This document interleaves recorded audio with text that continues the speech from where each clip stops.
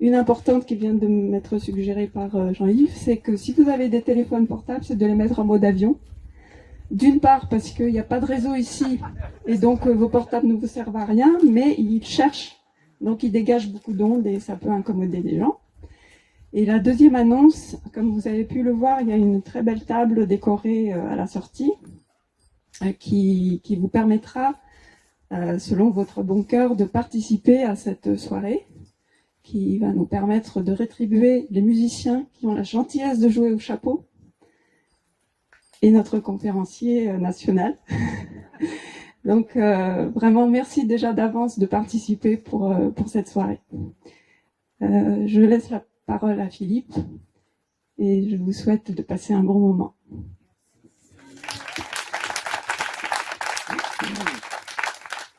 Bonjour à tous.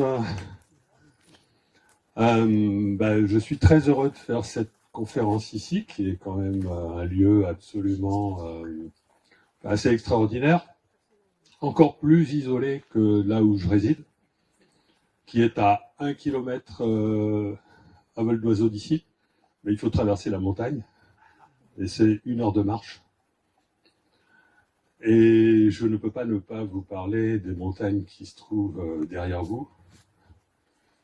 Le Shivayo, juste en face, Shivayo, ça veut dire je suis Dieu. Donc je l'ai appelé le mont Shiva dans mon livre Le Pic de l'Esprit. Je ne vous raconte pas l'histoire. Et il y a aussi chose que je n'avais pas remarqué jusqu'à présent. On peut voir d'ici les jardins de Théopolis. Voilà, je n'en dirai pas plus.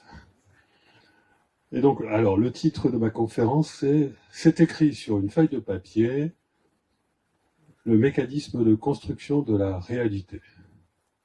Ça vous intéresse? Alors, pourquoi c'est écrit sur une feuille de papier? C'est en référence à une vidéo qu'on trouve sur Internet dans laquelle vous avez 2 grosses pointures de la physique française qui débattent entre eux de façon assez virulente. Et moi, ce sont les deux physiciens que je dirais pas que je respecte le plus, c'est pas une question de respect, mais dont j'admire le plus les idées, dont je pense qu'ils sont allés, chacun d'eux, au-delà de ce qu'il est habituellement convenu, en remettant pour l'un d'entre eux complètement notre vision du temps et pour l'autre carrément notre vision de la réalité. Donc il s'agit de Hervé Zwirn et Alain Cohen. Donc Hervé Zwirn, c'est un physicien qui travaille dans le laboratoire de mathématiques de Normal Sup, je crois qu'il y enseigne, et Alain Cohen, c'est un mathématicien, physicien, médaille Fields, qui travaille avec le spécialiste de la gravité quantique sur la gravité quantique.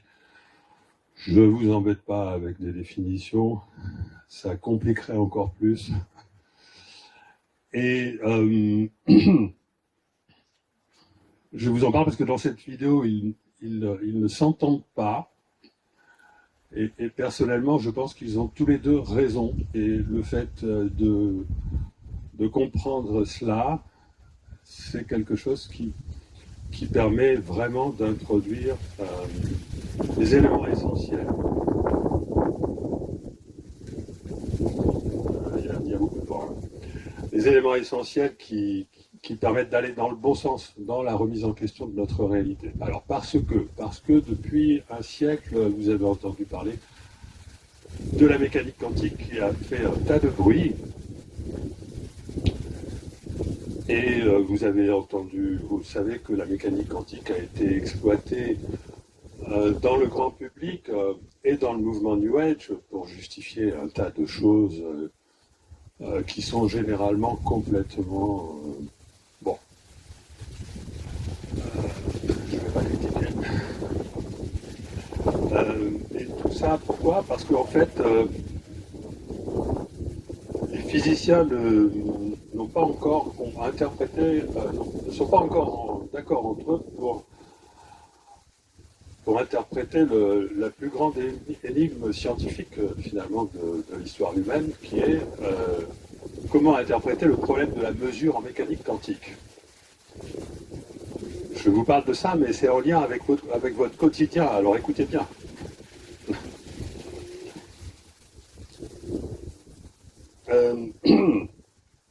Le problème de la mesure en mécanique quantique, vous avez tous entendu parler, dire l'observateur crée la réalité.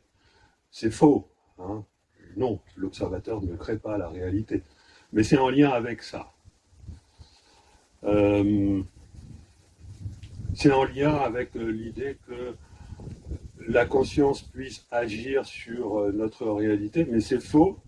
La conscience n'agit pas sur notre réalité de manière aussi simple que cela, en tout cas pas dans le présent. Donc il y aura une première partie de ma conférence où on va rester sur les fondamentaux pour expliquer ce qui se passe dans le présent avec notre cerveau, notre conscience, avec la réalité. Est-ce qu'on agit sur la réalité dans le présent? Est-ce qu'on agit sur la construction de la réalité en dehors avec des mécanismes plus ou moins magiques dans le dire? Hein, c'est pas magique évidemment. On va rester dans la science, mais est-ce qu'il se passe quelque chose dans le présent, dans le mécanisme de construction de la réalité qui fait intervenir notre attention, par exemple, notre attention, A-T-E-N. Et dans une deuxième partie, on va répondre à la question, est-ce qu'il existe aussi des mécanismes de la réalité qui font intervenir notre intention? Moi, je suis un peu gêné, il y a beaucoup de vent, mais on va faire avec. Voilà, donc la première partie, on va parler de choses qui finalement, on va voir que c'est en lien avec notre attention, par exemple la méditation. Est-ce qu'on fonctionne en mode robot ou est-ce qu'on est attentif? Et la deuxième partie de ma conférence sera sur comment est-ce qu'on peut faire pour véritablement maîtriser son futur, pour réaliser notre meilleur futur possible. Il n'y a pas de recette. Hein. Vous savez très bien, vous me suivez certainement, que tout ça, c'est en lien avec la spiritualité et que ce n'est pas aussi simple, il faut vraiment aller chercher de profond. Alors, donc, je reviens sur mon démarrage. En mécanique quantique, vous avez plusieurs grands mystères. Ces grands mystères sont la superposition d'états, quand on dit les particules sont partout à la fois, ou les trajectoires sont simultanées, le photon il passe partout à la fois, etc., ou l'électron, l'expérience des fentes de Jung, tout ça je suppose acquis, hein. Sinon je fais ma conférence là-dessus. Deuxième problème, l'intrication. Qu'est-ce que c'est que cette histoire de particules qui restent corrélées entre elles, quelle que soit la distance, indépendamment de toute causalité? Einstein ne supportait pas cette idée, parce que s'il y avait un signal qui transite d'une particule à l'autre, il devrait dépasser la vitesse de la lumière. En réalité, il n'y a pas de signal et il n'y a pas de dépassement de la vitesse de la lumière, il y a juste une non-localité, c'est-à-dire que nous ne vivons pas dans un véritable espace. L'espace n'existe pas, mais ça, j'y reviendrai. C'est pas le plus important, c'est pas le plus choquant. Le plus choquant, c'est le problème de la mesure en mécanique quantique qui fait intervenir toutes ces choses. Le fait que l'acte de mesurer soit étrange, bon, et je vous parle de mécanique quantique, mais vous verrez que ça se généralise au niveau macroscopique, je vous rassure, hein, je ne suis pas là pour vous faire un cours de mécanique quantique. Et donc voilà, ce qui est étrange, c'est que c'est ce fameux problème de la mesure. Lorsqu'on mesure un système quantique, où il y a ces fameuses superpositions d'états et où il y a la possibilité de ces intrications, on a un gros problème, c'est qu'on ne sait pas à quel moment se fait la mesure.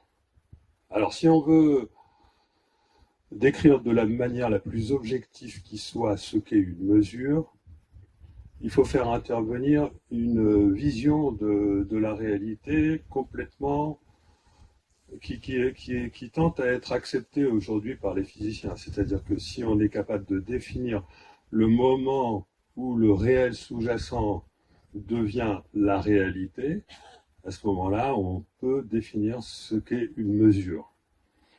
Mais peut-être que je suis un peu trop abstrait, alors avant d'aborder ça, je vais vous dire quel est le problème. Je vais vous expliquer quel est le problème. Voilà, le problème en lien avec le fait, le titre, c'est écrit sur une feuille de papier. Moi, ça fait 10 ans que je fais ce genre d'expérience. Alors, je vais juste vous parler de ça. Au moins, ce sera très concret. Vous n'aurez pas l'impression que je vous embarque je ne sais où. Donc, ça fait 10 ans que je fais quelques fois par an des stages, enfin des ateliers synchronicité en ville. La plupart du temps, j'en ai fait quelques dizaines. À Paris, à Bruxelles, à Genève, à Lyon, un peu partout. Et récemment, d'ailleurs, j'ai importé le concept pour le faire en nature, en milieu naturel. Et alors, durant ces ateliers, je distribue. Alors, il y a un travail de préparation, hein, dont je vous parle pas. Je distribue aux participants à un moment donné où ils sont censés aller déambuler en ville pour qu'il leur arrive des synchronicités éventuellement. Je leur dis de l'ouvrir l'enveloppe, donc je leur distribue les enveloppes et je leur dis d'ouvrir l'enveloppe à la fin de leur déambulation. Et dans cette enveloppe, il y a une feuille de papier sur laquelle se trouve une image accompagnée d'une légende qui ont été choisies parmi 1650 images possibles et 750 légendes possibles. Alors comment ça ? Donc je dispose d'une banque de données de 750 citations ou proverbes ou autres et de 1650 images suggestives, archétypales. Et j'utilise quelque chose que j'ai testé depuis longtemps, je l'ai même utilisé dans le cadre d'un contrat CNRS pour vérifier ce genre de choses un peu bizarres. J'utilise un générateur quantique de nombres aléatoires. Alors j'avais l'habitude d'acheter ce genre de carte électronique. Maintenant tout ça s'est démocratisé et on peut faire carrément appel à un serveur gratuitement sur le web dans un logiciel qui va vous permettre de bénéficier de tirages aléatoires de nombres quantiques. Alors qu'est-ce que c'est qu'un nombre quantique ? C'est un nombre qui n'a pas de valeur définie tant qui a toutes les valeurs possibles tant qu'on ne l'a pas mesuré. Et voilà, qu'est-ce que c'est que la mesure ? Et donc, imaginez que par exemple, dans mon logiciel, je tire le nombre 544 et un autre nombre 336. Bon, ben la 544e image et 336e citation vont servir à imprimer une feuille de papier que je vais mettre dans une enveloppe. Voilà, donc je fais ça pour tous les participants. Je ne regarde pas ce qu'il y a sur la feuille de papier en faisant attention. Et je vais vous poser la question, à quel moment a lieu la mesure ? À quel moment se fait la mesure ? Au sens où, à quel moment le réel sous-jacent dans lequel il y a plus d'1 million de possibilités, ça vous comprenez ? Ce fameux multivers, ça tout le monde est d'accord que ces possibilités, c'est pas du, on est dans la science mainstream là. Donc à quel moment le million de possibilités que peuvent avoir ces deux nombres qui vont déterminer ce qui se passe, ce qu'il y a sur la feuille de papier, à quel moment ça rentre dans la réalité ? Est-ce que c'est au moment où le tirage quantique a lieu dans mon logiciel, ce qui donne lieu à des nombres bien concrets dans la mémoire de l'ordinateur, ou est-ce que c'est le moment où la feuille de papier est imprimée par l'imprimante, ou est-ce que c'est le moment où, je ne devrais même pas le dire, oui bien sûr, est-ce que c'est le moment où une personne regarde ce qu'il y a dans l'enveloppe ? qui n'a jamais été observé. Bon. Alors, Hervé Zwirn prétend que c'est le moment où quelqu'un observe ce qu'il y a dans l'enveloppe.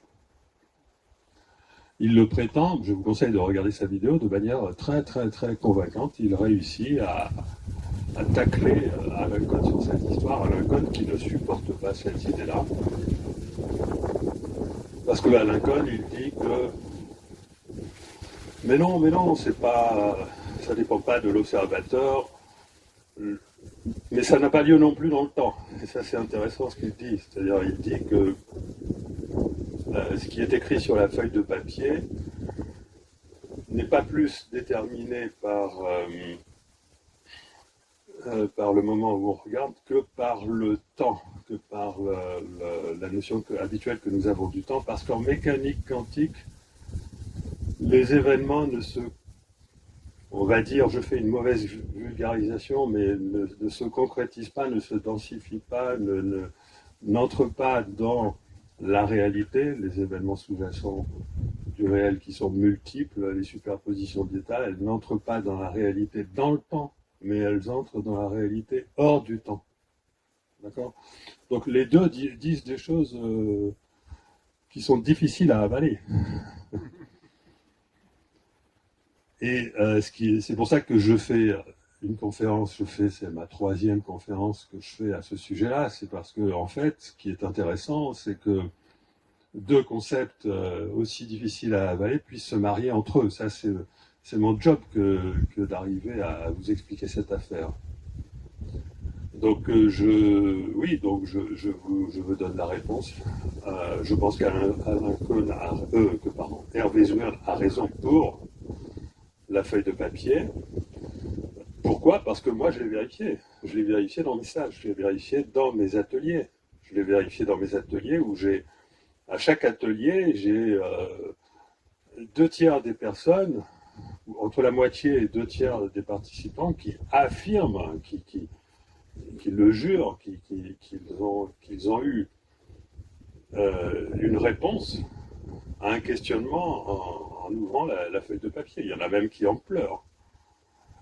J'ai mis longtemps, moi-même, à accepter, mais bon, je l'ai vécu, je l'ai vécu de manière puissante, je l'ai vu vivre par des amis très proches, à chaque fois qui en pleurent, enfin bon.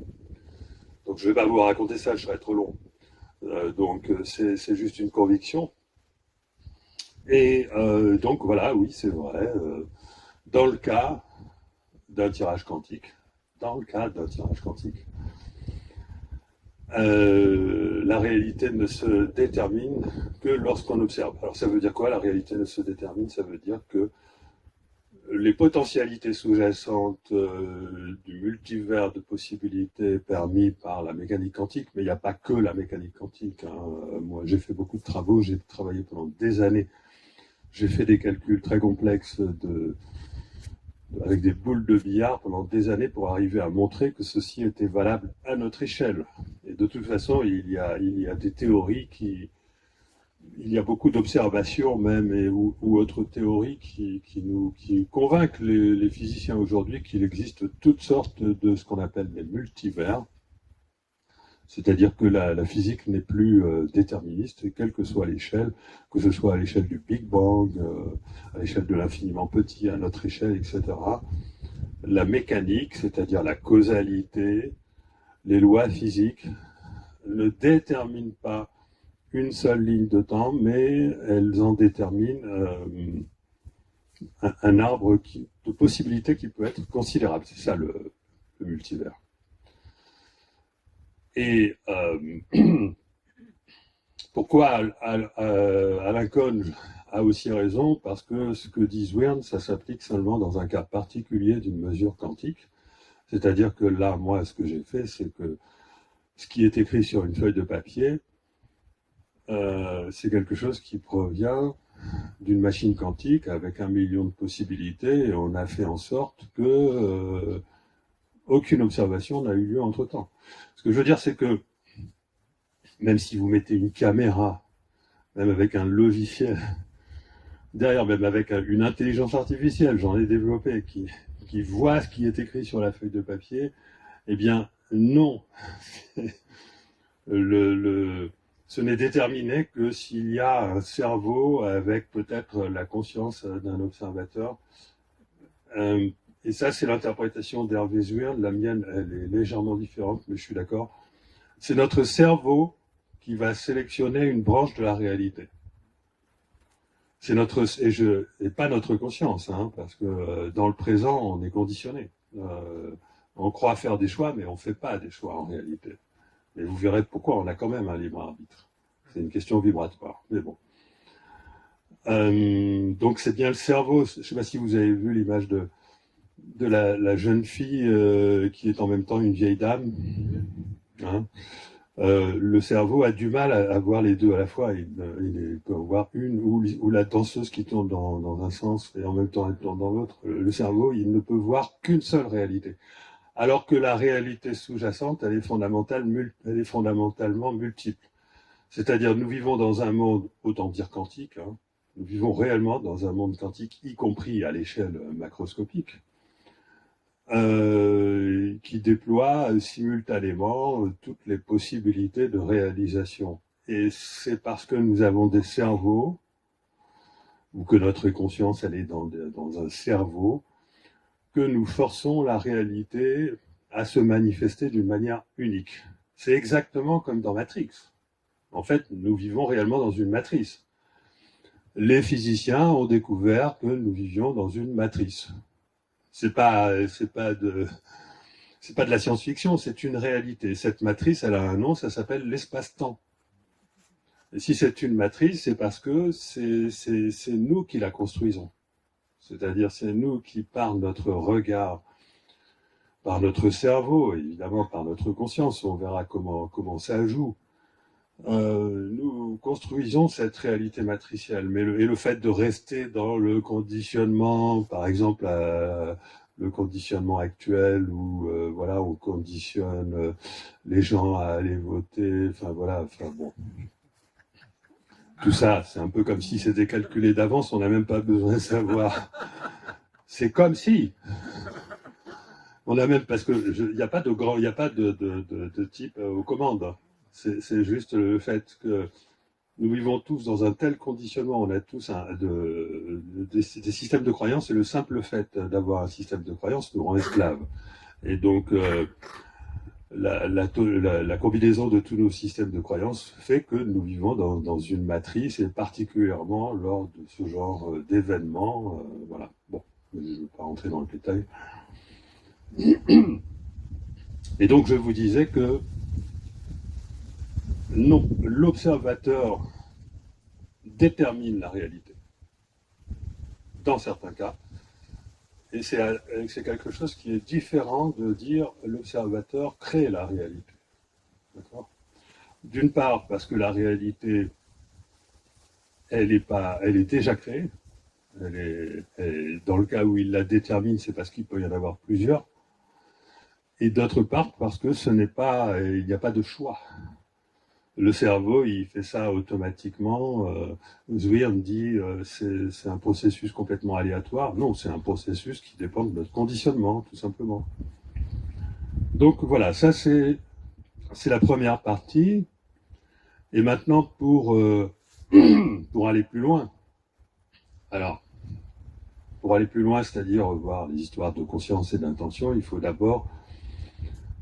Oui, voilà, c'est ça. Il faut d'abord élargir ce cadre et comprendre pourquoi Alain Cohn aussi il a raison. Alors Alain Cohn dit que la réalité ne se crée pas dans le temps, mais hors du temps. Bon, lui il parle du tic-tac de l'horloge divine. Et moi je comprends ce qu'il a compris comme le fait que la réalité se crée dans un autre temps, dans le futur. Notre futur se crée avant qu'on y arrive. Alors, ça va permettre de trouver finalement beaucoup plus acceptable la thèse de Zwirn, et ça va permettre de trouver aussi beaucoup plus acceptable la thèse de Cohn. Si notre réalité se crée dans le futur d'une façon telle qu'on le verra après, à partir, on va dire, d'un monde quantique, et le fait d'observer dans le présent oblige ce monde quantique à se transformer en un certain nombre de lignes de temps qui sont susceptibles de rentrer dans le possible. Alors, parce que le futur est obligé de tenir compte de ce qu'on a observé, puisqu'il peut y avoir des choses différentes qui vont sortir, et en fonction de ça, évidemment, le futur ne sera pas le même. Donc, dans le futur, qui au départ contient la totalité du multivers, au fur et à mesure où ce futur se rapproche du présent, il y a des lignes de temps qui sont éliminées, et il y a des lignes de temps qui voient leur probabilité augmenter. Et donc, essayez de vous imaginer le truc, c'est un peu comme si notre futur était structuré à la manière d'un arbre de vie. C'est-à-dire que dans le futur lointain, on a une multiplicité de possibilités qui au-delà de ça, deviennent même quantiques, c'est-à-dire que tout est possible. Et puis petit à petit, c'est comme un arbre, le nombre de branches diminue, puis on arrive au tronc et il n'y a qu'une seule possibilité. Lorsqu'on est au niveau du tronc, ça veut dire que notre futur immédiat, il est déjà réalisé. Et là, vous pouvez observer n'importe quoi. Ça ne va rien changer. Ce qui va vous arriver, ce que vous allez voir existe déjà. On parle souvent de la Lune, il observe la Lune. Einstein aimait penser que quand il arrêtait d'observer la Lune, elle était toujours là. Ça le rassurait. Évidemment, il avait raison, mais c'est parce que nous vivons dans une réalité collective que c'est comme ça. Parce que si on était tout seul à construire la réalité, bah, ma foi, si j'observe plus la Lune, elle peut bien se tirer. Bon, mais c'est le fait d'être dans une réalité collective qui oblige notre réalité à se structurer de manière dense, de la manière dont il nous apparaît, qui donne l'impression que notre observation ne peut avoir absolument aucune influence. Et c'est vrai dans le cas général, puisque dans le cas général, nous sommes dans le tronc de l'arbre, nous ne sommes pas arrivés au moment où il y a une bifurcation et deux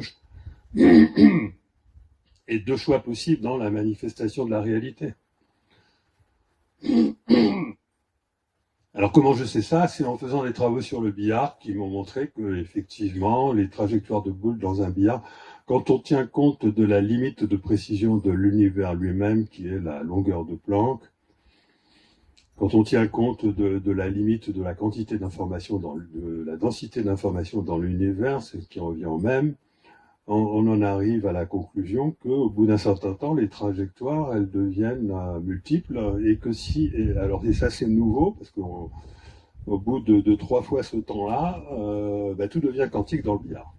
Voilà. C'est-à-dire que le futur d'un billard, je ne dis pas le présent, le futur d'un billard est forcément quantique. Et le futur de n'importe quel système complexe qui évolue à une certaine échelle devient quantique. Le temps au bout duquel ça devient quantique, ça varie énormément. Si c'est notre planète, ça va être plusieurs millions d'années, peut-être centaines de millions d'années. Si c'est un être vivant, ça peut n'être que quelques secondes. Et nous vivons dans une réalité collective où aussi bien la planète fait des choix que nous individuellement. Donc vous voyez, c'est compliqué. C'est difficile de faire des généralisations, mais d'une manière générale, on peut dire que ce qui va nous arriver dans le futur proche est déjà là, est déjà inscrit, donc l'observation ne sert à rien, nous serons amenés à faire des choix, peut-être dans quelques heures, peut-être demain, etc., sûrement évidemment l'année prochaine, qui risquent de changer notre vie. Et que ces choix, on peut ou on peut ne pas les détecter, on peut les détecter, on peut être complètement inconscient à ce niveau-là, ne pas comprendre qu'il s'est présenté à nous un choix, etc. Ou au contraire, on peut être éveillé à ce genre de choses. Ça, c'est l'entrée dans la spiritualité, quand on commence à s'éveiller à ça. Et donc, je disais qu'Alain Cohn, il avait pas tort, parce que lui, il dit non, évidemment, ça ne dépend pas de l'observateur. Et effectivement, la réalité ne se crée pas dans le temps, puisque elle se crée dans le futur. Voilà. Bon. Et donc, c'est intéressant de voir que deux grands esprits qui sont à la pointe de la physique, qui sont en désaccord, on peut les mettre en accord à partir du moment où on adopte un modèle qui est issu de mes propres travaux, bien sûr, mais je ne suis pas le seul aussi à travailler avec ces concepts de futur déjà réalisés qui peuvent changer. Simplement, je suis le seul, je pense, sur la planète à proposer un modèle qui dit que à tout moment, notre réalité future existe déjà, mais elle peut changer à la manière de la trajectoire d'un GPS. Et pourquoi je fais ça? Pourquoi je suis le seul à dire ça? Parce que j'ai fait des calculs qui me permettent de l'affirmer, et ça, c'est publié. Hein, donc, j'ai publié cela, j'ai publié cette structure du futur, cette structure dynamique, en parlant même du GPS, dans mes deux derniers papiers, l'un dans Annals of Physics et l'autre dans une autre revue. Et donc on est sur du sérieux, là, jusque-là. Hein. Maintenant, on va passer sur un autre genre du sérieux, de sérieux, mais qui sera par des physiciens considérés comme moins scientifiques, quoique, c'est parce que je pense qu'ils n'ont pas réfléchi à un niveau assez profond pour envisager que, au contraire, ce soit super rationnel. Mais alors, pour comprendre comment notre conscience peut arriver à construire ce futur-là, ce futur quantique, peut arriver à choisir une branche de notre réalité future, une branche de notre, pour arriver à comprendre comment notre conscience peut arriver à le faire en plus librement. Là, c'est une autre paire de manches.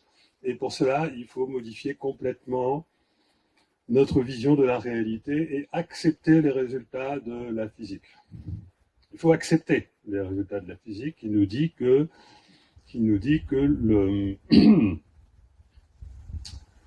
l'espace n'existe pas.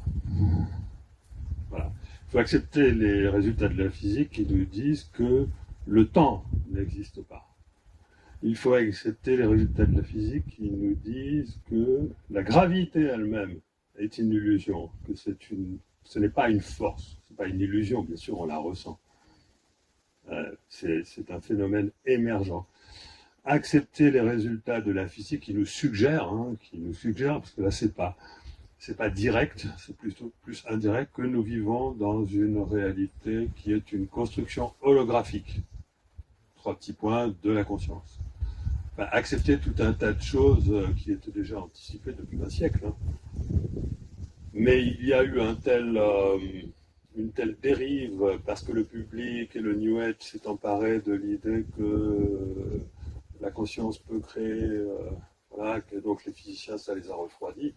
Et en plus, comme ils avaient raison, donc voilà, prudence.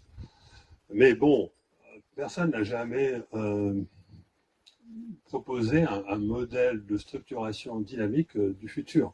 Et si on part d'un modèle du futur qui se décompose en plusieurs niveaux. Donc, premier niveau, comme je vous le dis, on est dans la causalité. Là, on est dans ce qu'on a appris à l'école. On est dans le tronc de l'arbre. Deuxième niveau, on entre dans le multivers des possibilités. Là, à chaque fois, ce sont des possibilités bien physiques, des possibilités désintriquées, indépendantes les unes des autres. Troisième niveau, on entre dans la totalité des possibles. On entre dans le quantique pur. Et là, on peut imaginer qu'effectivement, on puisse avoir une action sur la réalité, mais cela implique que l'espace n'existe pas. Alors, je vais vous poser une question. Est-ce que vous trouvez, ou plutôt je vais vous proposer une constatation. Le réel est composé d'une part d'objets faits de matière, vous êtes d'accord ? Le réel est composé d'autre part d'un espace qui contient tous ces objets. Vous êtes d'accord? Et le réel est composé enfin, il ne faut pas les oublier, de consciences qui sont conscientes de tous ces objets. Voilà. Ok? Est-ce qu'il n'y a pas un truc en trop là? Eh bien évidemment, le truc entre eux, c'est l'espace. Parce qu'on ne peut pas retirer la conscience. Et que l'espace et la conscience, ça fait double emploi. Parce que votre conscience, c'est pas l'espace. On a envie de dire. D'accord? Et donc à ce moment-là, à quoi sert l'espace si la conscience, elle est autonome pour construire l'espace?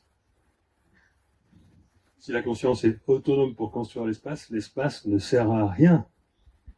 Si la conscience se crée dans le cerveau, d'accord, l'espace ne sert absolument à rien. Le problème étant que si vous enlevez l'espace, vous êtes obligé de dire que c'est le cerveau qui crée la réalité. Ce qui est un peu vrai, puisqu'on a vu que l'observateur intervenait dans cette affaire. Mais c'est donner beaucoup trop de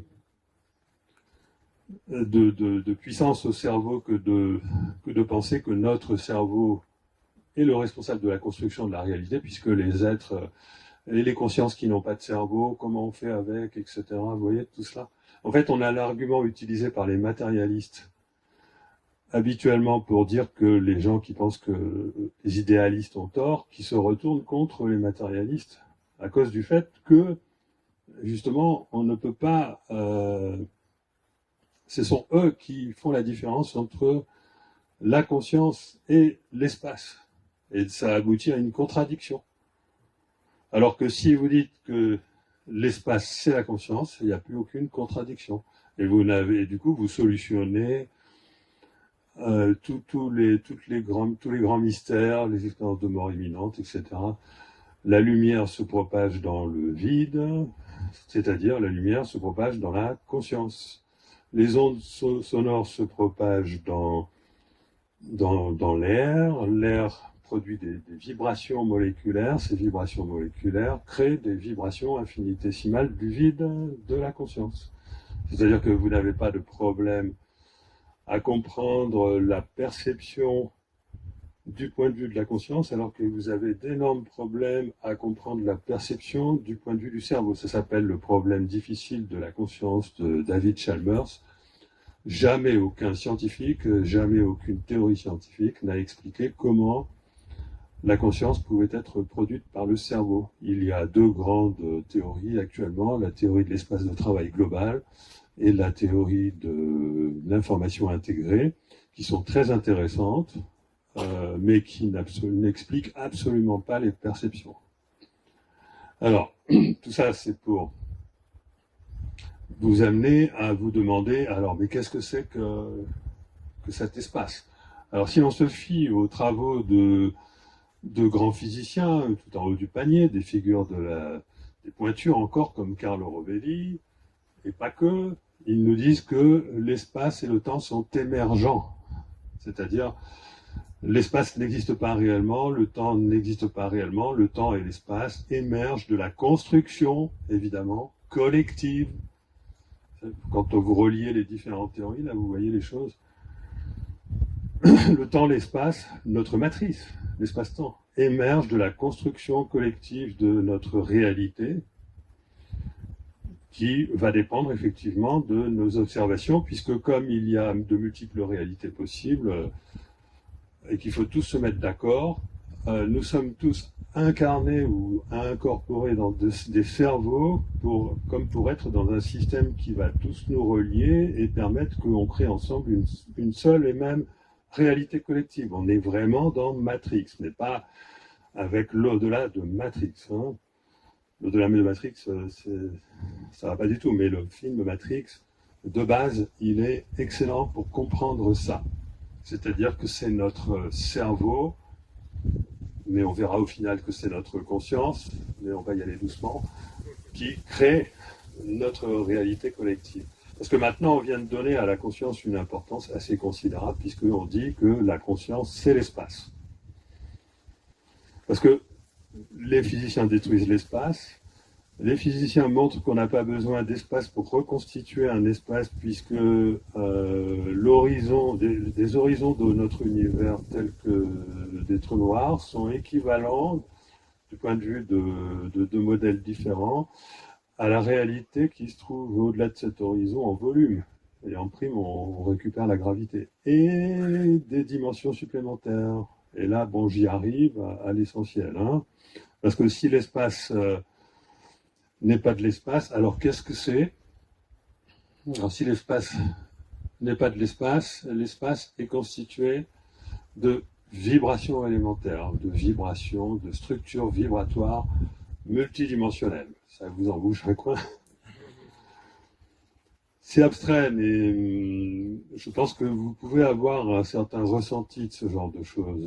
Les gens qui font de la méditation, même en général, les gens qui rentrent en spiritualité, se rendent compte de l'importance des vibrations. Je ne parle pas des vibrations de l'air. Bien sûr, si le son, ça compte, mais je parle des vibrations de rien, finalement. Hein. Tout est vibratoire au niveau...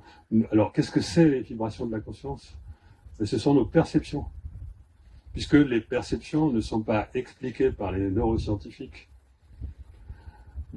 Et que les perceptions, toutes les perceptions correspondent à des vibrations. Enfin, peut-être pas toutes, mais en tout cas, le son, la lumière, l'odorat, le goût, je crois, ça correspond à des vibrations, dont certaines sont moléculaires.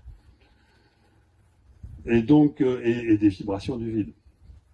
Et donc, à travers la notion de vibration du vide, on peut arriver à se faire une représentation de la conscience. Alors, bien sûr, on peut avoir du mal à différencier le vide et l'espace. Le vide, c'est l'espace. Mais je vous ai dit que l'espace n'existait pas en tant que tel et que c'était une construction collective. D'accord ? Et donc, ça donne l'occasion de différencier l'espace et le vide. On va attribuer à l'espace une réalité. Je veux dire, moi, en tant qu'ingénieur en informatique, je peux, d'une manière extrêmement simplifiée, calculer un espace, mailler un espace qui aura été défini par un certain nombre d'observateurs. Chacun est dans sa bulle de conscience, chacun décrit sa bulle de conscience, on réunit toutes les bulles de conscience, on met un algorithme qui oblige à ce que tout le monde voit la même chose et tout le monde est obligé de construire le même espace. Vous voyez le truc? C'est-à-dire que l'espace émerge. Cet hélicoptère. L'espace émerge de la construction collective qui est faite à partir des bulles de conscience de chaque conscience, mais chaque conscience se crée sa bulle qui n'est pas de l'espace. Alors comment on va appeler ça? On va appeler sa bulle de vide. C'est histoire de ranger les choses correctement, puisqu'on dispose de deux mots pour décrire l'espace vide. On dispose de deux mots pour décrire l'espace vide. On dispose de l'espace et on dispose du vide. C'est la même chose. Eh bien, attribuons à l'espace la construction collective qui est cette matrice d'espace-temps dans laquelle on vit, qui n'existe pas réellement, et attribuons au vide la même notion d'espace, mais cette fois-ci en lien avec la conscience, c'est-à-dire que d'un côté, c'est la convergence, c'est la mise en commun de toutes nos vibrations de conscience qui créent notre espace collectif. De l'autre côté, c'est ma seule structure vibratoire qui crée l'espace dans lequel je vis lors des rêves. C'est ma seule structure vibratoire qui crée l'espace dans lequel je navigue en dehors de mon corps. Que ce soit parce que j'ai un accident ou parce que je vis une expérience de mort imminente, ou tout simplement parce que j'arrive à sortir de mon corps, ou parce que j'ai une expérience chamanique où là tout se superpose. Enfin voilà, il y a diverses situations, ou aussi parce que j'ai des perceptions extrasensorielles et cette fois-ci, c'est pas véritablement un déplacement, je ressens pas le déplacement, mais il y a une projection de conscience qui me permet de ramener de l'information. Et là, on est complètement dans le quantique, parce que l'espace que décrivent les physiciens quantiques, c'est l'espace du vide quantique, et c'est cet espace-là qui est non local. D'accord ? Notre espace, à nous, il n'est pas non local. Alors, bien sûr, on nous dit qu'il existe la possibilité d'intriquer des particules à des distances faramineuses, donc ça donne l'impression que notre espace à nous il est non local. Non, il n'est pas non local. C'est parce qu'il subsiste des vides de l'espace, que sont les particules. Parce qu'une particule, si elle est intriquée, c'est parce qu'elle a conservé un état quantique, c'est-à-dire qu'elle a conservé un vide dans son espace. D'accord ? C'est-à-dire un vide d'information. Elle n'est pas encore manifestée dans l'espace-temps. Donc dans ce cas-là, il peut y avoir effectivement ce qu'on appelle le phénomène de non-localité. Mais le phénomène de non-localité, il est propre à chaque conscience individuelle. Nous avons donc en physique des raisons d'attribuer à la conscience la notion de vide quantique, des raisons d'attribuer cette structure vibratoire, ça j'ai pas trop fouillé. Ça nous vient de plusieurs sources. Ça nous vient de la théorie des cordes, qui déjà il y a 50 ans, rajoutait 6 dimensions vibratoires à l'espace-temps pour arriver à rendre la mécanique à nouveau déterministe. Mais à l'époque, on n'était pas capable de comprendre, ni moi ni personne, d'interpréter correctement la théorie des cordes. On a retrouvé ça dans le modèle holographique de l'univers et on a compris que les dimensions vibratoires de la théorie des cordes, c'était des dimensions vibratoires qui s'appliquaient. Il y en a une qui s'applique à notre réalité, il y en a 5 qui s'appliquent à la réalité au-delà de l'horizon des trous noirs. Ça paraît quand même bizarre. Et moi, j'ai appris, d'après mes propres travaux, qu'il faut effectivement rajouter 4 à 6 dimensions, alors vibratoires ou pas, je ne sais pas, pour arriver à rendre la mécanique à nouveau déterministe. Et donc, je me suis retrouvé devant un dilemme, parce que la physique mainstream dit que les dimensions supplémentaires, les dimensions vibratoires de l'espace, il faut les attribuer à l'horizon au-delà des trous noirs. Et moi, je dis que non, il faut les attribuer à notre versant, à notre côté de la réalité. Mais vous savez ce que disent depuis quelques années les physiciens qui font des calculs mathématiques pour savoir ce qui se passe au-delà de l'horizon des trous noirs ? Eh bien, ils disent que l'information qui plonge dans un trou noir se retrouve dans le futur. Et ça, c'est très important, parce que ça solutionne tout. Ça me permet de comprendre qu'en fait, l'information qui est au-delà de l'horizon des trous noirs est récupérée par notre futur, par l'intermédiaire de trous blancs. Mais on ne va pas creuser cette affaire. Si j'ai raison, si mes calculs sont justes, c'est la preuve qu'on vit dans un univers cyclique. Si les calculs de HTK, Rovelli sont justes et que aussi mes calculs sont justes, c'est la preuve qu'on vit dans un univers cyclique. Voilà. Sauf que mes calculs permettent de dire que si on vit dans un univers cyclique, c'est valable à toutes les échelles.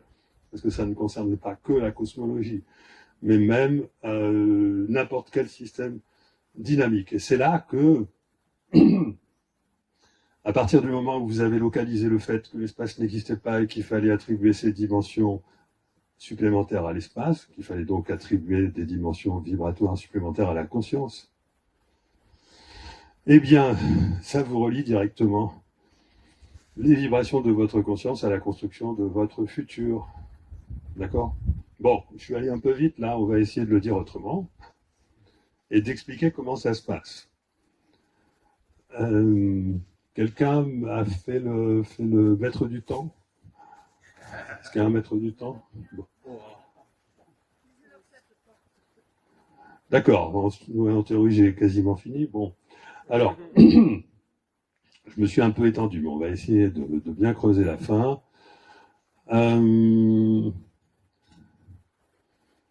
Admettons qu'on vive dans un univers cyclique, à toutes les échelles de la réalité, mais que cet univers cyclique, il ne faut pas le considérer matériellement, parce que matériellement, on est dans une construction, et qu'il faut le considérer au niveau de la conscience. À ce moment-là, on peut comprendre que les dimensions vibratoires de notre conscience soient liées à la construction de notre futur. Maintenant, on aimerait savoir un peu plus comment ça marche. Eh bien, je n'ai pas parlé du phénomène d'intrication, mais les physiciens ont modélisé l'intrication comme la formation de trous de verre dans le vide. Et effectivement, les trous de verre dans notre réalité spatiale collective, c'est complètement proscrit, ça demande des énergies considérables. Mais les trous de verre dans le vide quantique, il y en a à foison. Et qu'est-ce que font ces trous de verre ? Que fait un trou de verre Un trou de verre relie n'importe quel point de l'espace-temps à n'importe quel autre point de l'espace-temps. Et donc, si vous supposez que, puisque nous vivons dans et là, j'ai fait une impasse, j'ai pas pris le temps de vous expliquer pourquoi. Il y a forcément une partie de nous-mêmes qui vit dans l'autre versant de notre univers. Je vous demande pardon. Il y a de bonnes façons de l'amener. S'il existe, mettons, une plus grande conscience que vous-même, avec laquelle vous êtes relié, et qui connaît le sens de votre existence, puisque c'est de lui que vient votre incarnation, c'est son énergie qu'il a incarnée dans votre vie, eh bien, il y a un immense avantage à ce que vous puissiez être relié, c'est que lui, il est dans votre futur. Nous disons qu'il est capable de naviguer dans sa réalité à lui. Il n'y a pas de temps, il n'y a pas cette construction temporelle. Lui, pour lui, le temps, c'est de la géographie. Et en plus, il n'y a pas de thermodynamique qui empêche d'aller d'un point à un autre très rapidement. Donc lui, il peut aller visiter la totalité de l'étendue de votre futur et savoir quel est, et anticiper et savoir quel est votre meilleur futur, celui qu'il a souhaité pour vous. Et il est capable de vous le communiquer pour peu que vous vous y connectiez. Et donc c'est ça la clé de la spiritualité, c'est de rentrer dans un processus de déconditionnement, donc pour sortir de la matrice, afin d'arriver à se connecter à cette autre partie de nous-mêmes qui connaît notre meilleur futur. Et à ce moment-là, une fois qu'on a capté sa structure vibratoire, enfin la structure vibratoire de ce futur-là, on sera capable de la manifester. Et ça s'appelle la foi.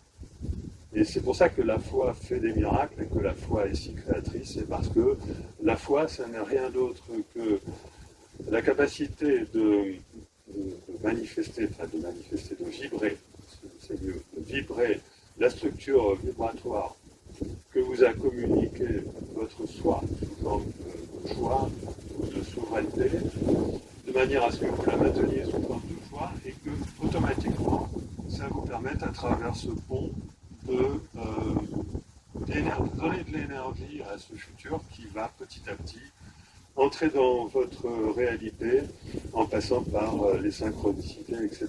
Bon, je suis désolé, je vous ai fait un résumé un peu trop rapide, mais on va terminer là et on va passer aux questions pour les points qui ne sont pas clairs. Je vous remercie.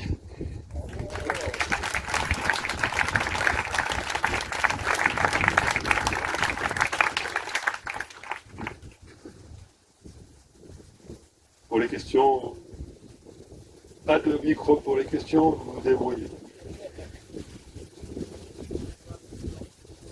Oui.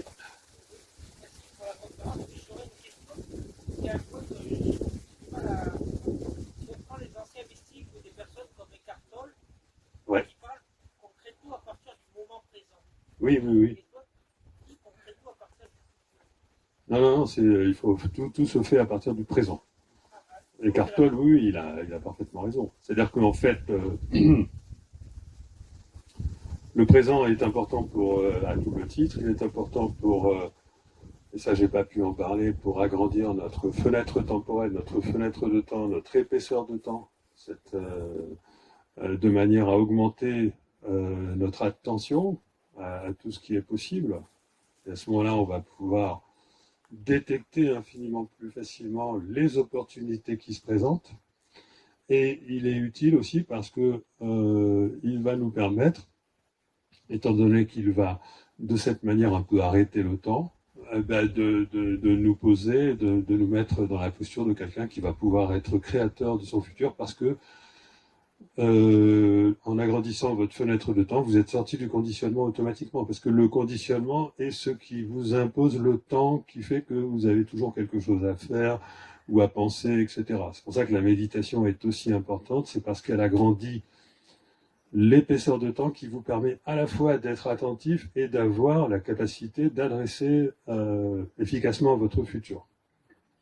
Donc c'est absolument fondamental de cultiver le moment présent, bien sûr. Oui. Vous avez évoqué la foi. Qu'en est-il du cœur?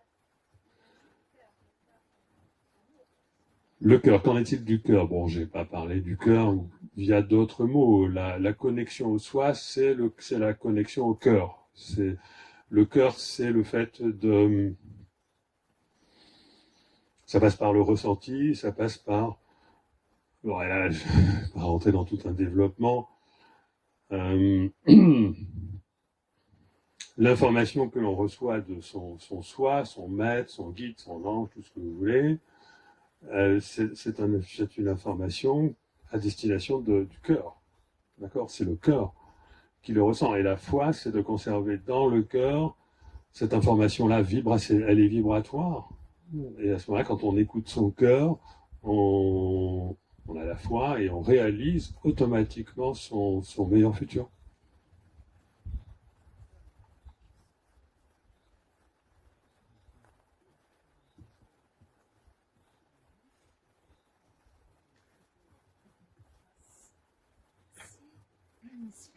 Si c'est cyclique, est-ce que c'est sous forme de vortex? Pas forcément. Comment, Vortex? Si c'est cyclique, est-ce Oui. que c'est sous forme de vortex?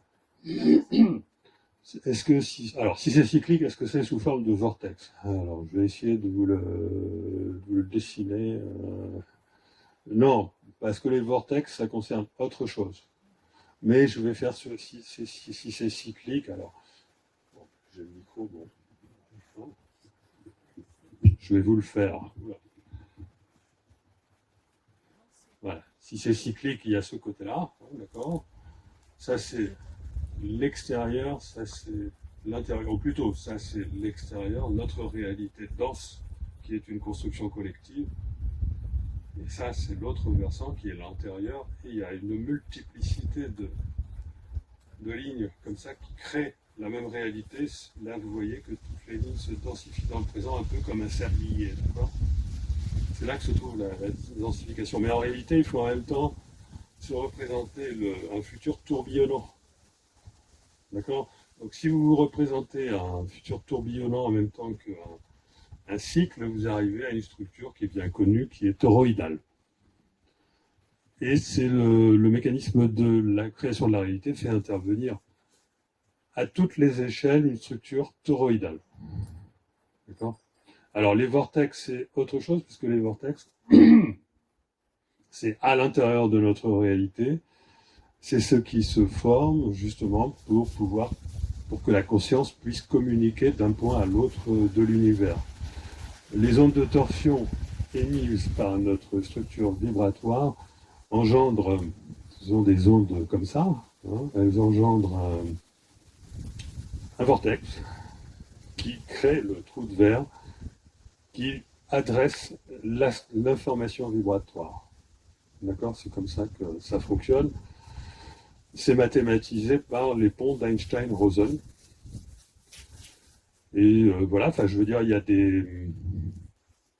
a des noms en physique et des objets bien connus en physique qui permettent de modéliser ces choses-là, ces vortex.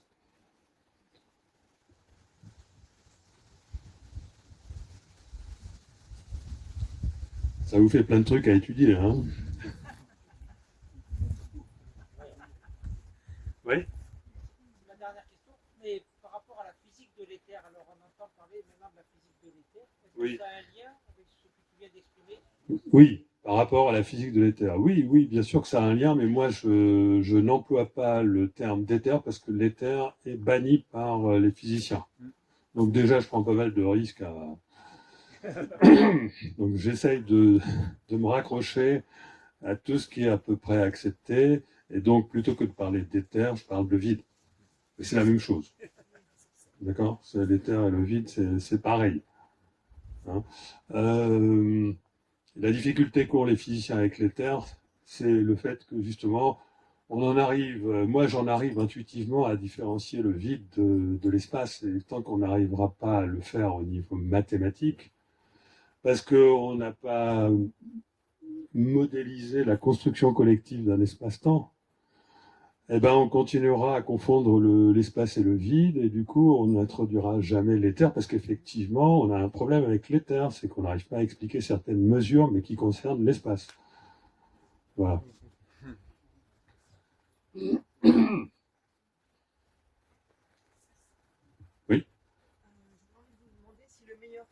peut être complètement pourri, mais en fait, la question derrière, c'est qu'est-ce que ça veut dire meilleur futur? Bah oui, le meilleur futur peut passer par, en tout cas, des moments complètement pourris, oui. Donc le meilleur futur, c'est pour moi, c'est le futur qui est celui qui a fait l'objet d'un pari de votre essence, de votre soi, de votre âme. D'accord? Je ne vous ai pas expliqué pourquoi l'âme existe. Bon, ça, c'est une autre conférence. Mais disons que votre âme, c'est sur le plan des âmes qu'il faut se situer. Votre âme fait un pari lorsqu'elle s'incarne dans une existence. C'est d'une part un apprentissage, d'autre part éventuellement une mission. En tout cas, c'est la réalisation de soi. D'accord? Et ça peut passer par des épreuves, bien sûr, et elle le sait d'ailleurs. Et donc, du coup, il est fondamental qu'on ne puisse pas connaître d'avance notre futur, sinon on ne prendrait jamais de risque. S'il faut en passer par des moments atroces pour finalement arriver à grandir, bah écoutez, il vaut mieux pas connaître son futur. Oui,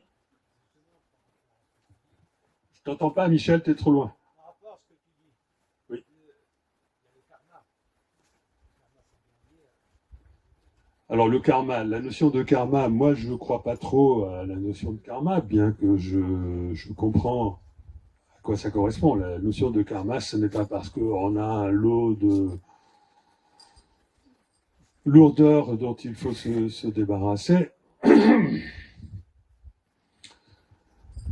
On évalue soi-même. On évalue soi-même parce que, disons que de l'autre côté, enfin dans l'au-delà, etc., on voit les choses différemment. Et on n'a pas le même regard sur ce qu'on a fait dans sa vie suivant qu'on est incarné et suivant qu'on est de l'autre côté. Et donc, il n'y a pas de karma, c'est juste le fait que on a le karma, ou alors oui, le karma c'est le désir. On a le désir, par exemple, de se réincarner parce qu'on pense que on a besoin d'apprendre quelque chose, qu'on peut-être on s'est trompé dans le passé, mais c'est notre choix personnel.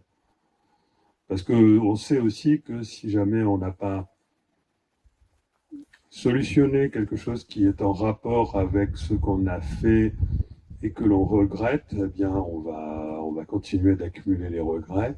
Et à ce moment-là, on ne pourra plus, même plus s'incarner pour réaliser ses désirs. Donc il faut de suite se libérer de. Mais on est soi-même juge. Donc c'est pas un véritable karma. Il y a d'autres peut-être manières de s'en débarrasser, puisque en fait, il s'agit de se débarrasser du sentiment que du regret que l'on a. Voilà. Donc c'est pas. Peut-être que la réincarnation est la meilleure façon de s'en débarrasser, parce que c'est la meilleure façon d'apprendre pour résorber tout cela. Mais bon, en théorie, je pense que c'est pas forcément absolument indispensable. Simplement, comme le but de l'évolution, c'est aussi l'amélioration de la richesse de l'âme, parce que c'est grâce à la richesse vibratoire de son âme qu'on arrive à très très bien vivre dans l'au-delà, n'est-ce pas? Parce que dans l'au-delà, on n'est plus dans une réalité collective, puisque dans l'au-delà, notre environnement, il se structure en fonction de ce qu'on est. Donc on a intérêt à être riche, si on veut vivre richement. Donc, je préfère vous la faire courte.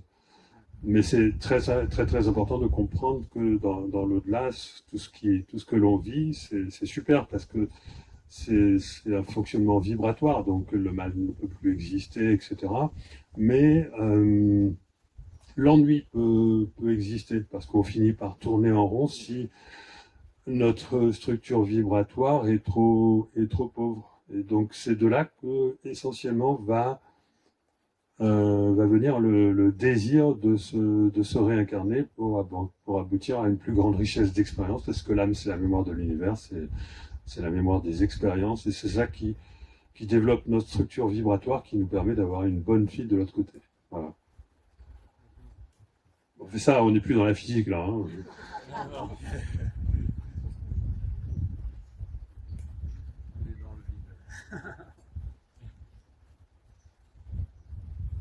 Bon. Pas d'autres questions, on va clore alors. On va boire un coup. Bon, ben, je vous remercie.